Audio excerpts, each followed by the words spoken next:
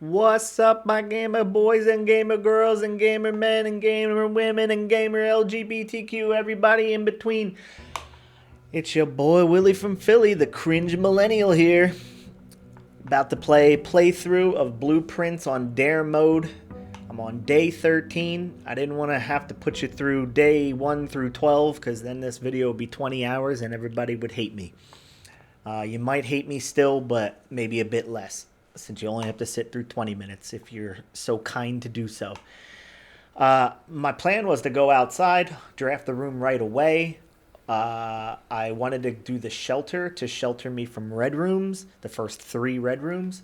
So that's what I did. Just so you know, my dares, since they're random for everybody, dare 1 was to never enter the same room more than 3 times. Dare 2 was always draft a red room no matter what. If it's in your draft pool, you have to. Dare 3 was to open every lockbox and safe, or chest, sorry, lockbox and chest. And Dare 4 was if you draft the parlor, you have to open the box without the gems. So the way that I did a work around the parlor one was just never draft it. Whatever, it's a wasted room anyway with that dare. The red rooms, having the shelter benefits me by being shielded from the first 3 red rooms that I draft. That winds up being pivotal to my success here. And the never entering the same room 3 times it's a pain in the butt, but it's pretty easily avoidable if you just watch what you're doing. And then the open every lockbox almost screwed me bad, but not screwed me good. But I was able to get around it. The way that it messed with me is at the very end, when I had 1 key left, there was a treasure chest, and I have to open it or my day is over. And there was no keys in it. So I thought I was done for, but it wound up not mattering. Next thing I wanted to make sure I did was go open the ante-chamber room 46 pathway, because I knew I was not going to be able to retract back through the rooms to come back here, then go back again to get to the antechamber. When you have the dare to not go through the same room more than 3 times, you have to do this first. So obviously in my other playthroughs, day 1 through 12, I made sure that I already previously got access to the lever that opens the ante-chamber room 46 door. I got the power hammer in, I think, day 2 or day 3, broke the secret passageway to the basement with that, and then I drafted the tomb in the outdoor room in order to come through and pull the cart out of the way, the mining cart, so that I was able to just, as you see, go around that area and get to this gate and open the antechamber door. So, am I a genius? I submit that the answer is yes.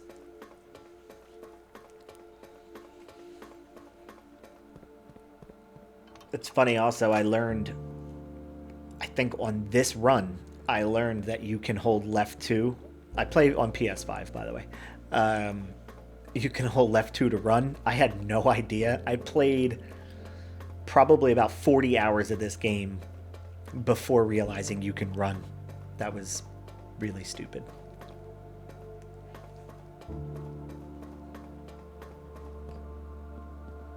If I was really good at editing videos, which I am not, I'd fast forward this for you, but I don't know how. So go ahead and fast forward yourself if you like.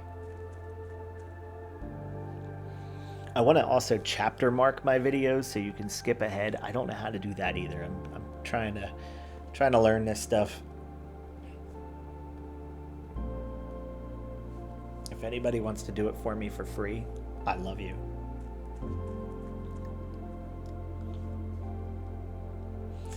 Okay, finally going back up. I was supposed to go wait in the shelter for the time lock safe opening at 10 a.m., but for the free gem, but I forgot. And again, it didn't matter. Now, the important thing to do is draft rooms that kind of pinhole you, like that one where it's only 2 doors, or even dead-end rooms that you can get away with drafting. Get the dead-end and the 2-door rooms out of your draft pool as soon as possible early on, because that means they won't be there later on. And also you want to get anything that gives you keys and gems. So there I dead-ended myself, doesn't matter. But here you can see I'm already going to have a minimum of 2 entries into the entrance hall. Like once I come back in from the east wing to the entrance hall, is going to be 2 entries into the entrance hall already. And that's making things difficult on myself. But it didn't matter. Here I wanted the nook because it curves me up so I can keep building upward down the east side wall, and I get a key. And now I had to do the chapel because dare number 1 is, dare number 2 is always draft red rooms. I was shielded from the chapel, which honestly I wish that I used that shield, the first shelter shield from red rooms, on something other than the chapel, because I don't really care about losing a gold every time I go in. Here I did the closet and dead-ended myself, but I got a silver key, which turns out to be pivotal at the end, and a regular key. Now I didn't give God his money. God and baby Jesus did not get their 1 gold. They can go straight to heaven. And now I decided not to go left with the commissary. I wanted to go right. The reason I didn't do the commissary, I only have 3 gold. I'm not going to be able to backtrack to the commissary, really. So it would have been a relatively pointless room. Here I thought maybe dining room, but then again, I knew I wouldn't be able to really backtrack this far. So I thought better of doing the dining room, and I did the East Wing Hall, which paid off because I got the dining room later in an area where having 3-door room was beneficial. So am I a genius? I mean, again, I submit the answer is yes. All right, here I go down, up, and I do the workshop, which also won me the game because I was hoping to get the broken liver, and I did. And then even better, perfect RNG is right next room is a greenhouse where you use the broken lever to open the antechamber first door. And that's the reason I won the game. So getting the greenhouse here was perfect. Only reason I hesitated because I thought maybe I'd build something where I can continue to build a little further, but I made the right decision in doing the greenhouse. And there you go. The door south and the door north to room 46 are open. All I have to do is reach that bottom door, the south door to the antechamber. Simple. And then there's my watering can that I got, which allows me to just water any green room and get a free gem. And this room came with 2 gems in the form of special flowers, which was fantastic. I didn't have a shovel to dig, unfortunately. I may have got a key or something, but whatever. I left the room and went right back in to use the watering can for that gem. I knew backtracking here was never going to happen anyway, so I was safe. Here I looked to see if I had anything in my inventory to build on the workshop. I didn't, so I moved on. Now, knowing that my east wing is pretty much done for, I just paused to make sure I wasn't forgetting to do anything. I wanted to take a moment to kind of clear my head and think about my plan forward. And I think I made it my plan to win. That's what I thought. To win. Like victory. Okay, I paused a really long time. I feel stupid now. There you go. Alright, now I move on. I, again, don't pay baby Jesus his gold. He can go get myrrh and frankincense instead from somebody else.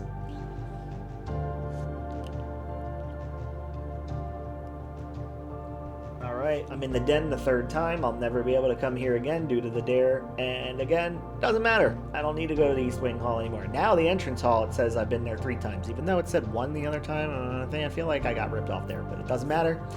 Did not need to go back and do it again. Anyway, here I got the observatory. It was the only way to continue on because it's the only one with a doorway left or up, but just left.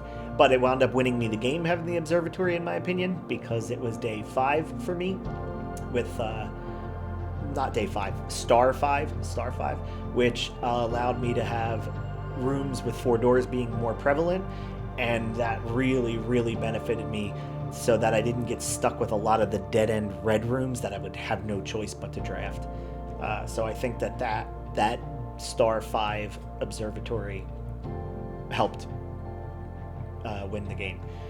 Here I thought about maybe the kitchen to get some food. I had 10 gold, only 38 steps, but I thought, well, no, the utility room's probably going to be better because I could shut key cards off if I get a security room in the next room or two.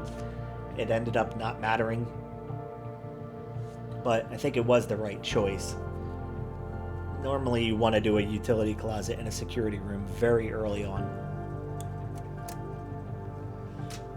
Turn off the gymnasium, turn on the garage in case I get a garage. I wouldn't be able to really benefit from one anyway because it would be a dead end, and the west wing was my last opportunity to go. Here I had to do the dark room because it's red and that's one of my dares. I'm sheltered from it, which is fantastic. It's my second sheltered red room, and being sheltered from that was perfect because I would not have been able to go to the utility chest and back due to the not being able to enter the west wing hall more than 3 times, because you have to enter the dark room, trip the whatever it's called, fuse box, then go back, and I wouldn't have been able to do that. So being sheltered, amazing.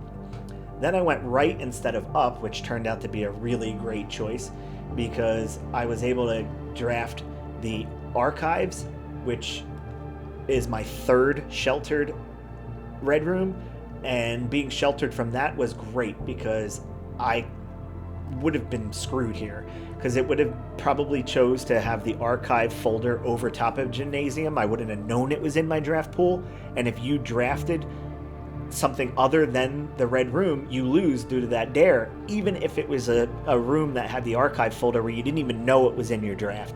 So having the archives on that with that dare is terrible, but it was sheltered, fantastic. Here I had to do the aquarium because it's considered every color room, so it's considered red room, but it doesn't matter. I was able to use the watering can, get a free gem, got some gold I never needed.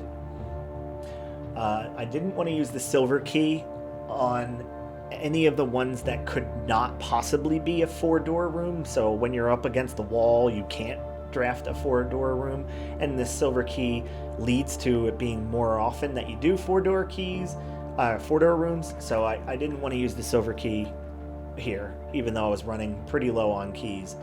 I did get the dining room, which is great because I had the option to go right or up, so more options the better when you're low on keys.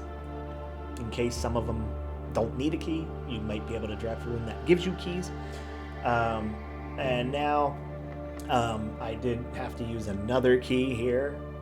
I did not want to use the silver key. I did also check the other door in this room. No, I didn't. Maybe that's later. Here I decided the courtyard. Again, the options are better to be able to go right or up. It did draft me the courtyard with a security door at the northern door, and I didn't have a key card or the security room, so that door is completely useless to me. But it, as I keep saying, wound up not mattering at all. Here's where I checked the other door. It needed a key, and I thought better of using my last key there, and it turns out that won me the game as well, because I needed it to open this trunk, because my dare number 3 or 4 was to never leave a chest unlocked.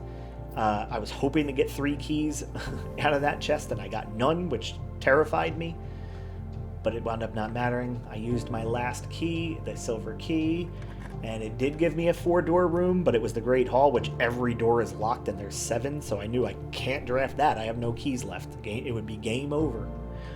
I did the Rotunda. I had plenty of gems, thanks to that watering can, and the Rotunda can rotate anywhere you want it to, so it's essentially a 4-door room. I rotated it to the foundation to get right into that foundation as quick as possible.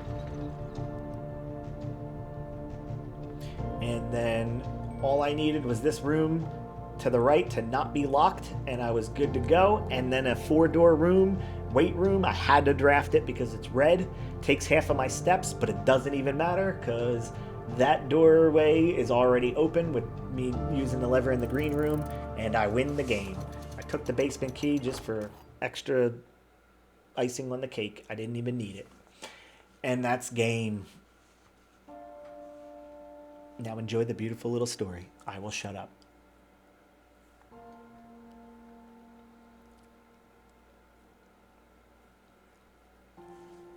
I'm gonna eat some taffy. There was once a red prince who sat on a red throne. He had a red crown made of rubies and a red castle made of stone. The prince had a love for all things red. It's the only true color, the prince often said. He could not stand the sight of a canary or a crow. He could not stand the white of a swan in the snow. And he never looked up for fear of the view. He had heard that the sky was not a red hue.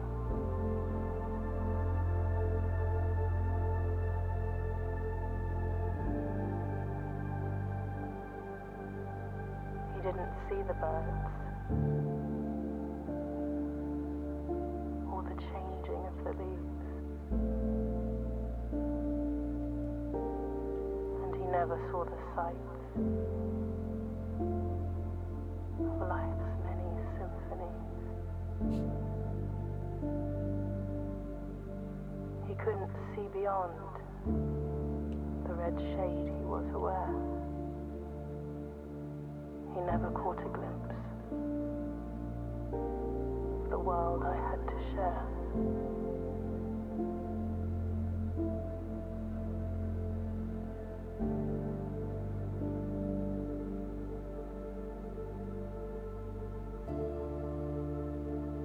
But one day the prince saw something new. And if you look closely, you might see it too. The skies parted and the clouds withdrew.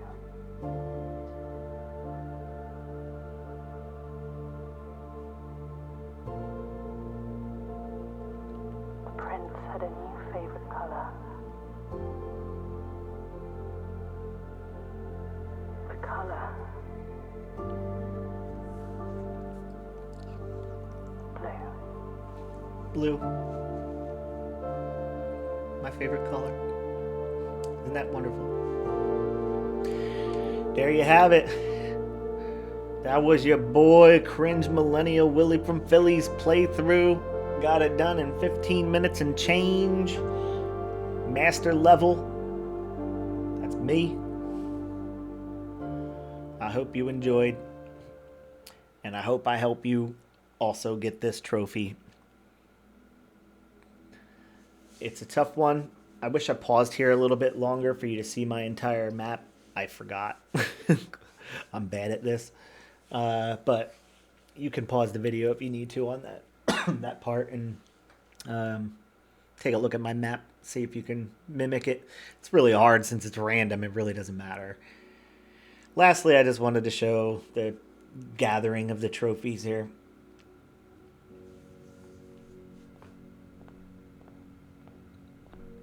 And that, my friends, is that. There's the regular trophy that I already got on the regular playthrough, but here's the one.